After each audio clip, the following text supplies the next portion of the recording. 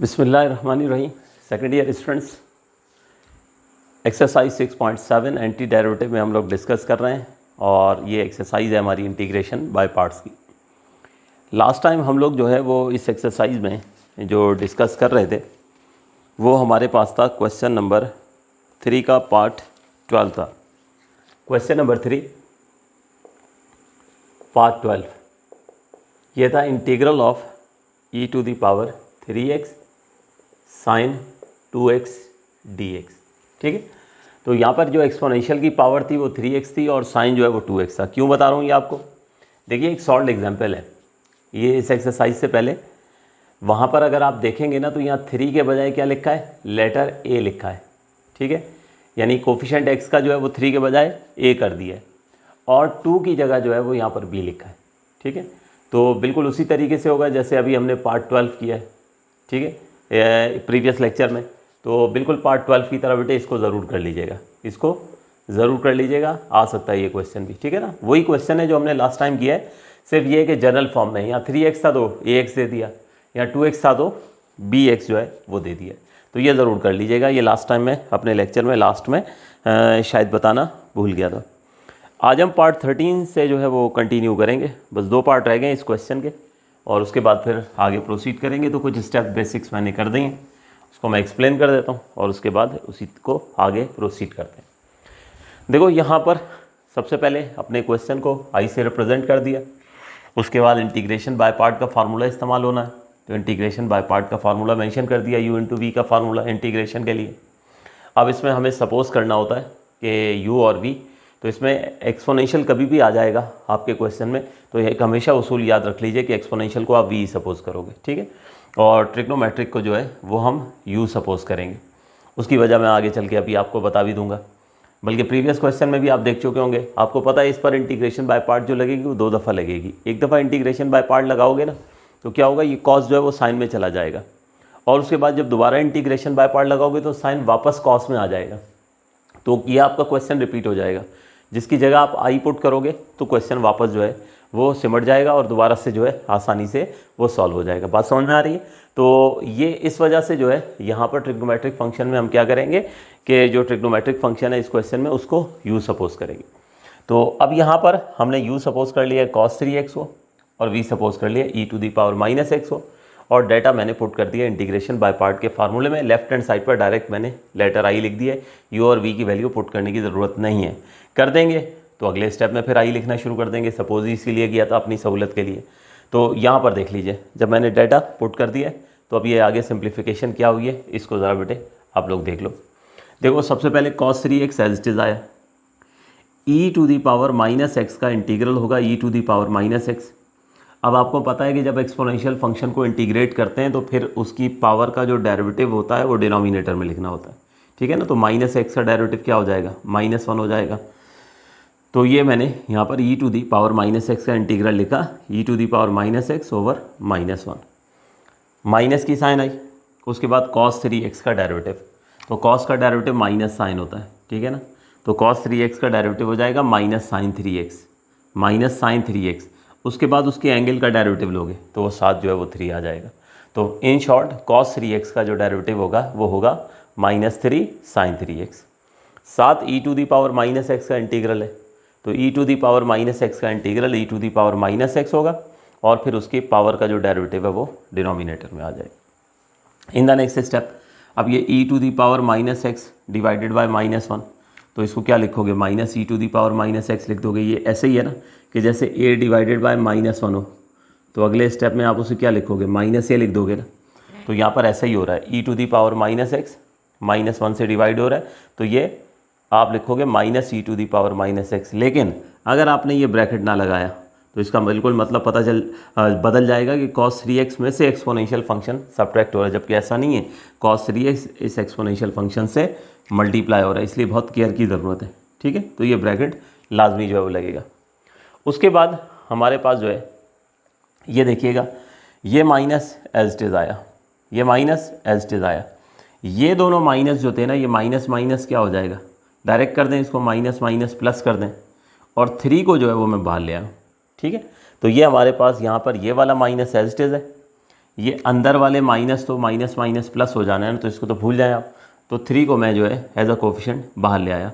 अगर बल्कि एक काम कर लेते हैं कि 3 को हम फिलहाल जो है वो इसी एक स्टेप बढ़ा लेते हैं चलें, वरना फिर आप लोगों को जो है वो समझने में डिफ़िकल्टी का सामना करना पड़ जाता है। ठीक, तो एक स्टेप बढ़ने से कोई फ़र्क जो है वो नहीं पड़ेगा। तो हमारे पास यहाँ पर ये माइनस लिखा, इंटीग्रल आया, यहाँ पर हमारे पास जो है ये माइनस माइनस प्लस कर दें, 3 आ गया, ये आ गया साइन 3x और e⁻⁻x dx होगी। इन द नेक्स्ट स्टेप अब 3 को जो है एज अ कोफिशिएंट हमने क्या करना है कि वो बाहर शिफ्ट कर देना है। अच्छा, यहाँ पे भी स्टूडेंट ये करेंगे, ये एक्सपोनेंशियल फंक्शन पहले लिख देते हैं। तो -e⁻⁻x ये हो गया cos ऑफ 3x, ठीक है। उसके बाद हमारे पास ये माइनस 3 को बाहर ले आएँ, 3 को बाहर ले आएँ और ये दो फंक्शन है e⁻−x और sin 3x। तो मैं e⁻−x और sin 3x ये इस तरह से मैंने इसको लिख दिया। अब उसके बाद ये इसलिए लिखा ताकि आपको नज़र आ जाए एक दफ़ा फिर हमने क्या करना है कि इंटीग्रेशन बाय पार्ट इस्तेमाल करनी है। जब हमने इब्तदा की थी तो देखें यही हो रहा था ना कि एक्सपोनेंशियल फंक्शन ट्रिग्नोमेट्रिक फंक्शन से मल्टीप्लाई हो रहा था, और अभी भी सूरत हाल यही है कि एक्सपोनेंशियल फंक्शन ट्रिग्नोमेट्रिक फंक्शन से मल्टीप्लाई हो रहा है। तो एक बार फिर इंटीग्रेशन बाय पार्ट का फार्मूला जो है वो हमने अप्लाई करना होगा, ठीक है। तो यहाँ थोड़ा सा इधर कर लेते हैं, -e⁻−x ये आ गया cos 3x -3 स्क्वायर ब्रैकेट लगाते हैं, ठीक है, और दोबारा से इंटीग्रेशन बाय पार्ट का फार्मूला अप्लाई करते हैं। तो वही होगा सिलसिला, वहाँ पे भी ट्रिग्नोमेट्रिक फंक्शन जो था cos उसको u सपोज किया था और एक्सपोनेंशियल को v सपोज किया था। तो कभी भी एक्सपोनेंशियल फंक्शन आ रहा हो ना ट्रिग्नोमेट्रिक के साथ तो हमेशा क्या होता है एक्सपोनेंशियल को ही हम v मानते हैं। तो यहाँ पर हमारे पास जो है अपनी सहूलत के लिए लिखना हुआ करे तो लिख लिया करें, लेकिन बाद में इसको रब कर दिया करें, ठीक है ना।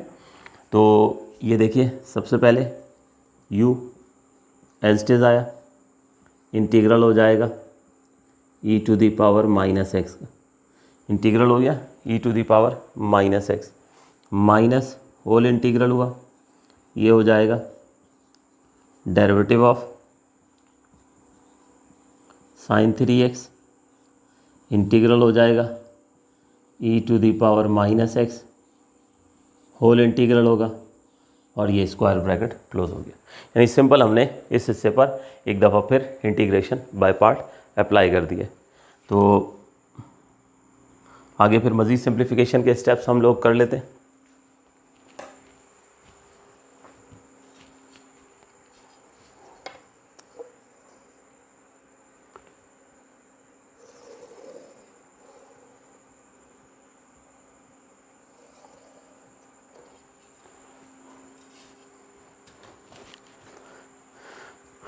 जी, तो इंटीग्रल सबसे पहले -e⁻−x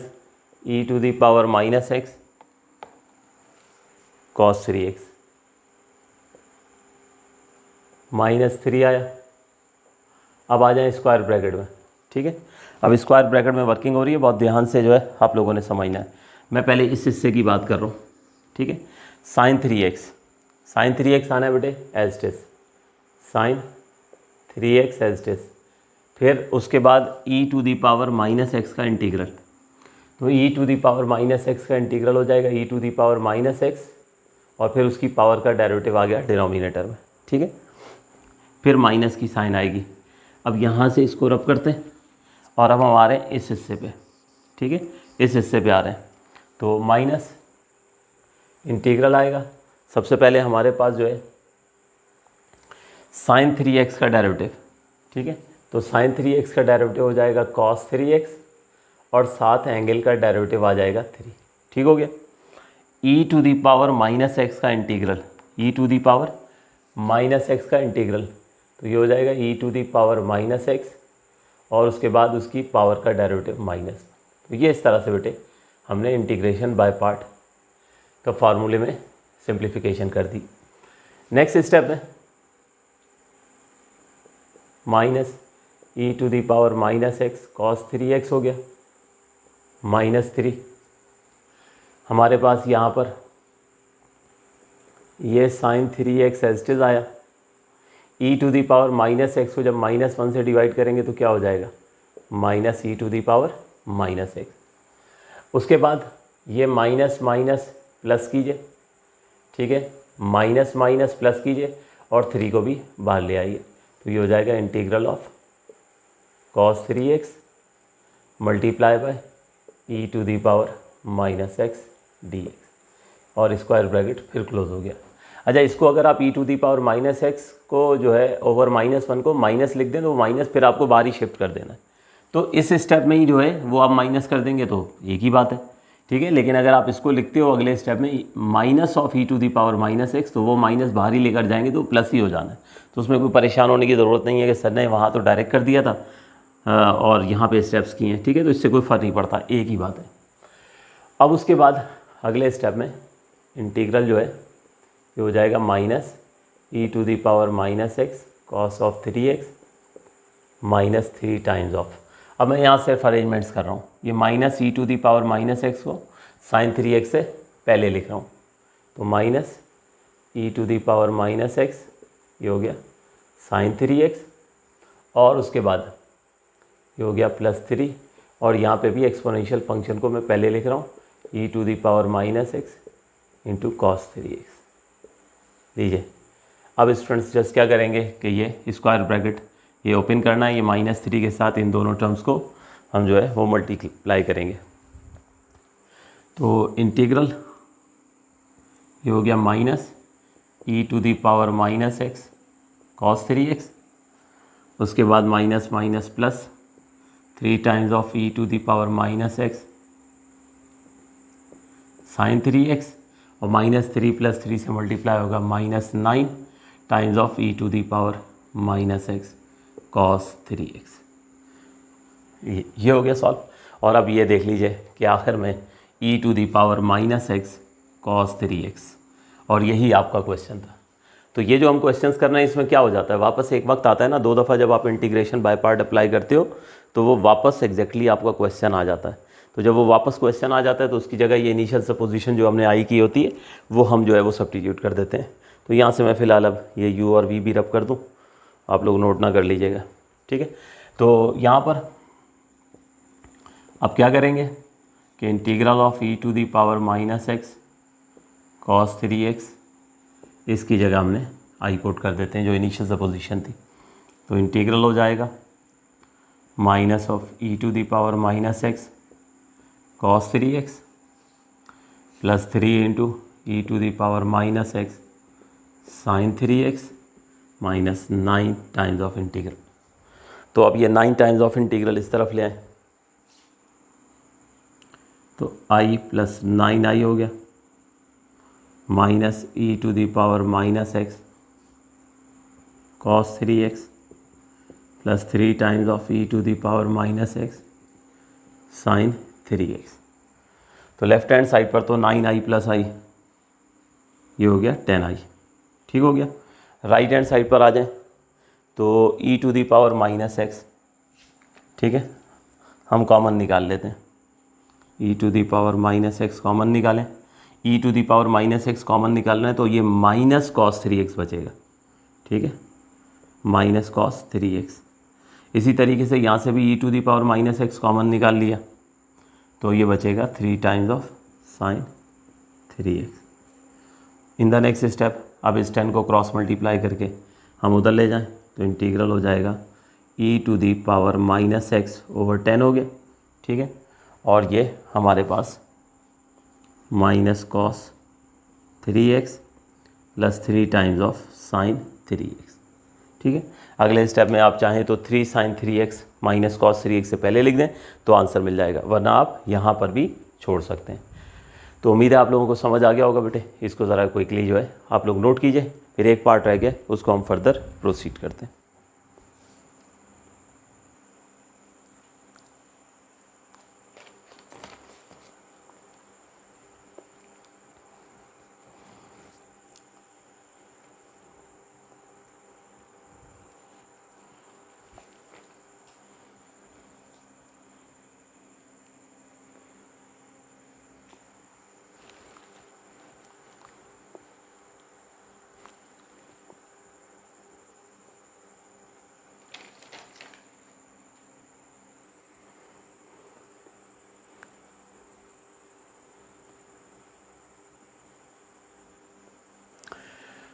जी तो स्टूडेंट्स, ये क्वेश्चन नंबर 3 का पार्ट नंबर 14 जो है, ये स्टेप्स मैंने आपके सामने कुछ हद तक कर दी। ठीक है, इसको ज़रा समझ लीजिए और फिर क्वेश्चन को वाइंड अप करते हैं। बिल्कुल वैसा ही क्वेश्चन था। यहाँ देख लो, एक्सपोनेंशियल कॉस फंक्शन से मल्टीप्लाई हो रहा है, तो इसका मतलब 2 दफ़ा इंटीग्रेशन बाय पार्ट होगी। कॉस जो है एक दफ़ा साइन में चला जाएगा, और फिर दोबारा जब आप इंटीग्रेशन बाय पार्ट अप्लाई करोगे तो साइन दोबारा कॉस में आ जाएगा, और ये पूरा का पूरा क्वेश्चन जो है वो आपका वापस आ जाएगा e⁴ cos of bx dx। ठीक है, तो उसकी जगह आप वापस आई पुट करके क्वेश्चन को सॉल्व कर दोगे। तो स्टेप्स देख लो। सबसे पहले इंटीग्रेशन बाय पार्ट का फार्मूला इस्तेमाल करना था। एक्सपोनेंशियल फंक्शन को हमने v मान लिया और ट्रिग्नोमेट्रिक को u मान लिया। अब ये मैंने डाटा उठाकर u × v के फार्मूले में पुट कर दिए।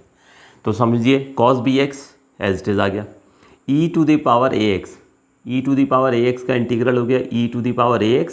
उसके बाद उसकी पावर का डेरिवेटिव डिनोमिनेटर में आएगा, तो ax का डेरिवेटिव क्या हो गया, a हो गया। ठीक हो गया। उसके बाद माइनस की साइन आई, cos ऑफ bx का डेरिवेटिव होगा माइनस ऑफ साइन bx। उसके बाद उसके एंगल का डेरिवेटिव bx का लेंगे तो साथ b भी आ जाएगा, यानी ओवरऑल cos bx का डेरिवेटिव होगा -b साइन bx। e⁴ax का इंटीग्रल e⁴ax हो गया, उसकी पावर का डेरिवेटिव ax का डेरिवेटिव आ गया a denominator. In the next step ये e⁴ax अपॉन a, ये मैंने cos ऑफ bx से पहले लिख दिया। ठीक है, हर क्वेश्चन में मैं यही काम करता हूँ। उसके बाद ये माइनस और माइनस ये प्लस हो गया, ये b अपॉन a ये बाहर आ गया, तो क्या बचा, एक ट्रिग्नोमेट्रिक फंक्शन और एक एक्सपोनेंशियल फंक्शन। तो मैंने इसी स्टेप में ही एक्सपोनेंशियल फंक्शन को पहले और साइन ऑफ bx को बाद में लिख दिया, ताकि आपको नज़र आ जाए कि स्ट्रक्चर वही आया है कि एक बार फिर हमारे पास एक्सपोनेंशियल फंक्शन मल्टीप्लाई हो रहा है किससे, ट्रिग्नोमेट्रिक फंक्शन से। तो इसका मतलब ये हुआ कि एक बार फिर हमने इंटीग्रेशन बाय पार्ट इस्तेमाल करनी है। तो ट्रिग्नोमेट्रिक फंक्शन को u मानेंगे और एक्सपोनेंशियल को v मानेंगे। ठीक हो गया। तो यहाँ पर हमारे पास ये पहली टर्म तो एज इट इज़ लिख दी मैंने, ये plus b upon a as it is लिखा। अब यहाँ पे मैंने एक बार फिर इंटीग्रेशन बाय पार्ट का फार्मूला अप्लाई कर दिया। तो ये देखिए u लिखा, इंटीग्रेट होगा v, फिर माइनस की साइन आएगी, होल इंटीग्रल होगा derivative of u into integral of v। अब इसकी सिंप्लीफिकेशन भी चेक कर लीजिए। तो देखो sine bx as it is e⁴ax का इंटीग्रल e⁴ax हो जाएगा, उसकी पावर का डेरिवेटिव आ गया a डिनोमिनेटर में, फिर माइनस की साइन आई, फिर यहाँ आइए साइन bx का डेरिवेटिव, तो साइन bx का डेरिवेटिव cos bx हो गया, और फिर उसके एंगल का डेरिवेटिव bx का साथ आ गया b। e⁴ax का इंटीग्रल, तो ये हो गया e⁴ax और उसकी पावर का डेरिवेटिव आ गया डिनोमिनेटर। ठीक हो गया। तो इस तरह से हमारे पास यहाँ पर इंटीग्रेशन बाय पार्ट होगी। नेक्स्ट स्टेप में हमने सिर्फ ये करना है, यहाँ पर इस स्क्वायर ब्रैकेट में e⁴ax अपॉन a पहले लिख देंगे साइन bx से, और यहाँ पर ये b और ये a यानी b अपॉन a से बाहर ले आएंगे। तो यहाँ पर आप देख सकते हो मैंने यही काम किया है, e⁴ax upon a sign bx से पहले लिख दिया और माइनस ये b और ये a, b upon a minus b upon a बाहर आ गया। अच्छा, इन द मीन टाइम मैंने ये किया है कि कॉस जो है वो एक्सपोनेंशियल फंक्शन से बाद में लिख दिया, क्योंकि क्वेश्चन में ऐसा ही है। तो अभी आपको पता है कि इस क्वेश्चन में आई जो है वो हमने पुट करना है। ठीक है, तो ये चीज़ हो गई। उसके बाद इस स्टेप के बाद ब्रैकेट्स ओपन हुए, b अपॉन a से फर्स्ट टर्म को भी मल्टीप्लाई करेंगे और b अपॉन a से हम सेकेंड टर्म को भी मल्टीप्लाई करेंगे। ये हमारे पास फाइनली समझे बस प्रॉब्लम सॉल्व हो गया है, ये इंटीग्रल रिपीट हो गया है। तो इसकी जगह हम जो है वो i पुट करते हैं और उसके बाद इसको उठाकर उस तरफ शिफ्ट करेंगे और क्वेश्चन को वाइंड अप की तरफ जो है वो हम लेकर जाएंगे। तो इंटीग्रल ये हो गया e⁴ax upon a cos of bx plus b upon a square e⁴ax sine of bx minus b square upon a, और इसकी पूरे की जगह आ गया हमारे पास इंटीग्रल। ठीक है, इसको चाहें तो इस तरह से, चले मैं हाईलाइट भी कर देता हूँ, ये है integral of e⁴ax cos bx। ठीक हो गया। तो ये पूरा जो है ये पूरा का पूरा क्वेश्चन रिपीट हो गया, इसकी जगह जो ये आई पुट करें। नेक्स्ट स्टेप में क्या होगा कि ये वाली टर्म उठाकर इस तरफ ले आते हैं, तो एक आई पहले से उधर से आ जाएगा b square upon a square होगा, सॉरी यहाँ पर भी ये स्क्वायर होना है, ठीक। इधर e to the power a x upon a cos of b x plus b upon a square e to the power a x sine b x, ठीक हो गया। अब हमारे पास यहाँ पर जो है एलसीएम होना है इस स्टेप में, तो ये हो जाएगा a square i plus b square i over a square, ठीक है। ये राइट वाली साइड जो है वो एज इट इज ही होगी, e to the power a x upon a, e to the power a x upon a cos of b x plus b upon a square e to the power a x sine b x. Next step में हमारे पास यहाँ से आई जो है वो common निकाल लीजिए, आई common निकालेंगे तो क्या बन जाएगा, a square plus b square over a square, ठीक है। और इधर से इसी स्टेप में ही चाहें तो e to the power a x जो है ना ये कॉमन भी निकाल लेते हैं, ठीक। ये चलें इस स्टेप में रहने देते हैं, आगे देख लेंगे आंसर, अगर ज़रूरत हुई बुक में हुआ तो निकाल देंगे, वरना एज इट इज छोड़ देंगे, ठीक है। तो e to the power a x upon a cos of b x plus b upon a square e to the power a x sine b x, ठीक हो गया। तो चाहें तो यहाँ पर जो है ये ब्रैकेट लगा देते हैं। अब क्या होगा कि यहाँ से क्रॉस मल्टीप्लाई होगा, क्रॉस मल्टीप्लाई होकर ए over a square plus b square उस तरफ चला जाएगा और आपको आंसर जो है वो मिल जाएगा। तो मैं कंप्लीट कर देता हूँ इसके रिमेनिंग स्टेप्स, स्टूडेंट्स आप लोग नोट करना शुरू करें।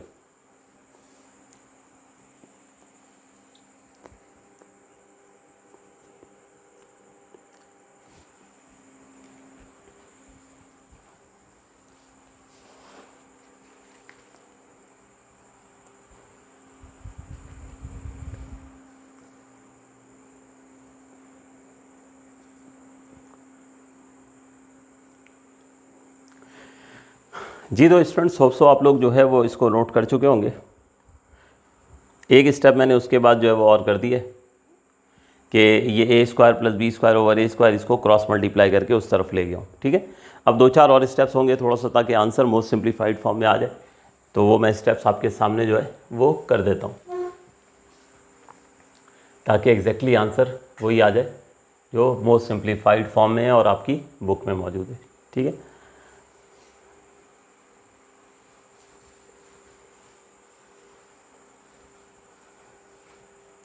तो अब क्या करें, अगले स्टेप में यहाँ पर ये जो सिर्फ न्यूमिनेटर है ना ए स्क्वायर, इसको अंदर ले जाएं, ताकि ये देखो एक ए इधर भी मौजूद है और एक ए स्क्वायर इधर भी मौजूद है, ताकि ये कैंसिलेशन हो जाए। हम पूरा जो है वो पूरा फ्रैक्शन जो है वो अंदर नहीं ला रहे हैं, तो इंटीग्रल हो जाएगा हमारे पास 1 over a square plus b square, ठीक है।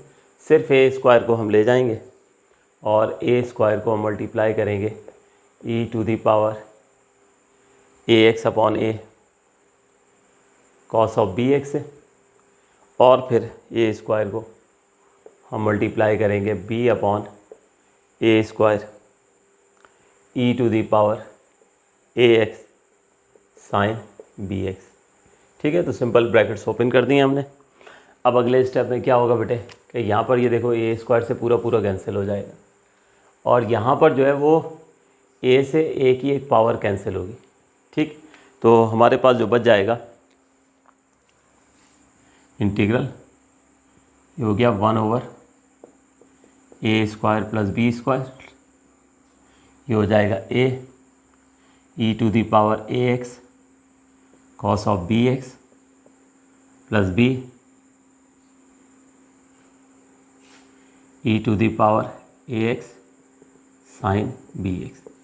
नेक्स्ट स्टेप में यहाँ से e to the power a x भी जो है वो हम कॉमन निकाल लेते हैं, तो फाइनली इंटीग्रल हो गया e to the power a x upon a square plus b square into a cos b x plus b sine b x plus c. ये बेटे फाइनली हमारे पास जो है ये आंसर आ गया। तो आप लोग इसको नोट कीजिए। ये क्वेश्चन नंबर 3 के हमारे सारे पार्ट जो हैं ये कंप्लीट हो गए। तो बस अब एक क्वेश्चन रह गया हमारा, और वो है क्वेश्चन नंबर 4। वो इंशाल्लाह फिर नेक्स्ट लेक्चर से जो है हम इसको शुरू करेंगे। अच्छा, ये देख लीजिएगा प्रीवियस वाला लेक्चर जो है वो कौन सा था, शायद मैं नंबरिंग चेंज करना भूल गया। अगर प्रीवियस वाला लेक्चर नंबर 10 था तो इसके ऊपर आप लोग टॉप ऑफ द पेज पर लेक्चर नंबर 11 लिख लीजिएगा, ठीक है। अगर 10 है तो फिर तो 10 ही जाहिर सी बात है रहने देंगे। तो ये आप देख लीजिएगा प्रीवियस वाला लेक्चर जो था उसमें हमने नंबरिंग क्या लिखी थी, ठीक है, नोट कीजिए।